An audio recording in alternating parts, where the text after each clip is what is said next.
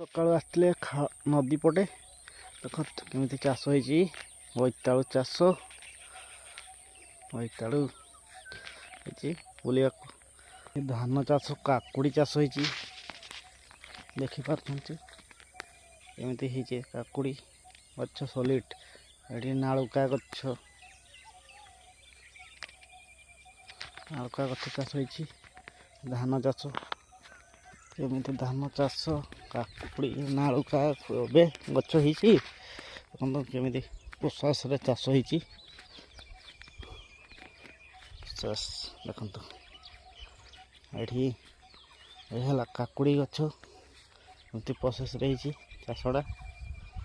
ଗଛ solid board ହେଇଛି ତା। ଏଇଟା ଧାନ ଚାଷ ହେଇଛି, ଏଇଟା ଧାନ ଚାଷ। ଧାନ ଚାଷ କେମିତି ହେଇଛି ଦେଖନ୍ତୁ। ଆଉ ଖାଳରେ ଆମକୁ କେତେ ପାଣି ନଦୀରେ, ସେଥିପାଇଁ ଭଲ ହେଇଛି। ଖରା ଦିନ ପାଇଁ ଚାଷଟା ଭଲ ହେଇଛି। ପାଣି ଦେଖନ୍ତୁ, ବାଦି ଖାଲି ରଙ୍ଗୀନ।